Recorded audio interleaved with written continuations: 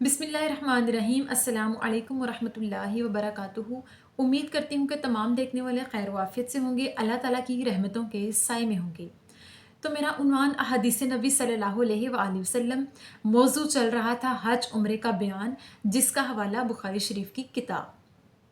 तो आज की हदीस है, सहाबी हज़रत इब्ने अब्बास बयान करते हैं कि एक मरतबा कबीला खशम की एक औरत नबी करीम सल्लल्लाहु अलैहि वसल्लम की खिदमत में हाजिर हुई और अर्ज़ करने लगी कि या रसूल अल्लाह सल्लल्लाहु अलैहि वसल्लम, कि मेरा बाप एक बूढ़ा शख्स है और साहिब इस्तिताअत है और उनमें इतनी सकत और ताकत नहीं कि वो सवारी पर सवार हो सकें, तो क्या मैं उनकी जानिब से हज अदा कर सकती हूँ? तो इस पर नबी करीम सल्लल्लाहु अलैहि वसल्लम ने इरशाद फरमाया कि हाँ, तो उनकी जानिब से हज अदा कर सकती है। इस हदीस मुबारका में आका अलैहिस्सलाम के पास एक औरत आई जिसके वालिद हयात थे और उसने कहा कि मेरे वालिद मरीज़ हैं, बूढ़े हैं, अपने बुढ़ापे की वजह से, अपनी ज़ईफ़ी की वजह से वो सवारी पर सवार होने की ताकत नहीं रखते, तो क्या मैं उनकी जानिब से उनका हज उम्रा अदा कर सकती हूँ? तो इस पर नबी करीम सल्लल्लाहु अलैहि वसल्लम ने इरशाद फरमाया कि हाँ, तो उनकी जानिब से हज या उम्रे का फ़रीज़ा पूरा कर सकती है। उन दोनों को बराबर का सवाब पहुंचेगा, यानी अदा करने वाली को, जिसकी तरफ से वो कर रही है, उसको भी बराबर का सवाब पहुंच जाएगा। इस हदीस मुबारका में किसी की इबादत, कज़ा इबादत, ख़ास तौर पे हज उम्रे जैसी इबादत को कज़ाया तौर पे अदा कर सकता है।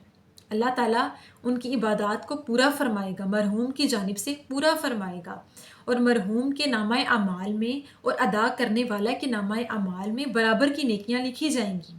कोई ऐसा शख्स जो वफ़ात पा चुका हो, जैसा कि मैंने पहली हदीस मुबारका में बताया कि अगर कोई शख्स वफ़ात पा गया हो और उसने अपनी ज़िंदगी में हज उम्रे की नीयत की हो, और जिस शख्स ने ना भी नीयत की हो और वो साहिब इस्तिताअत हो, साहिब माल हो, साहिब दौलत हो, तो उसकी जानिब से कोई भी हज उम्रा अदा करके उसे सवाब पहुंचा सकता है।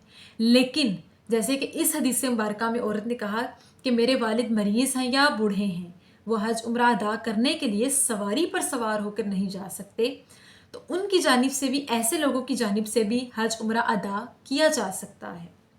कोई अपने अजीज़ व अकारिब की जानिब से उन्हें हज उम्रा अदा करके एहसाले सवाब उन्हें पहुंचा सकता है। अल्लाह ताला उनकी इस नेकी को कबूल मंजूर फरमाएगा, क्योंकि हज ऐसी इबादत है, हज करना या उम्रा करना ऐसी इबादत है जिसके लिए लंबा सफ़र इख्तियार करना पड़ता है। लोगों को दूर दराज से अल्लाह ताला के घर की ज़ियारत के लिए आना पड़ता है, जो कि हर किसी के बस की बात नहीं। अल्लाह ताला जिसे तौफीक दे, जिसके पास सेहत हो, माल हो, ईमान हो, हर चीज़ अल्लाह ताला ने उसकी सही मानों में उसे अता की हो, तो ऐसा शख्स ही इस इबादत को अदा कर सकता है।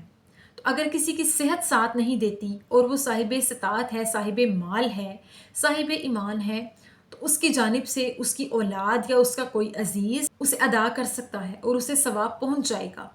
यानी अगर किसी के घर में कोई ज़ईफ़ बुज़ुर्ग मौजूद हैं और वह हज उम्रा का फ़रीज़ा अदा करने की इस्तिताअत रखते हैं, तो उसकी जानिब से कोई भी उसके घर वाला उसे अदा करके एहसाले सवाब पहुंचा सकता है। यानी हज उम्रे की इबादत का सवाब जिंदा और मुर्दा दोनों तक पहुंचाया जा सकता है। तो अल्लाह ताला से दुआ है कि अल्लाह पाक हमें सही मानों में मोमिन बनाए, हमें हज उम्रा की इस्तिताअत नसीब करे और हमें अच्छी सेहत अता फरमाए, ताकि हम सही मानों में अल्लाह ताला का ये फ़र्ज़ अदा कर सकें। आमीन सुम आमीन। शुक्रिया।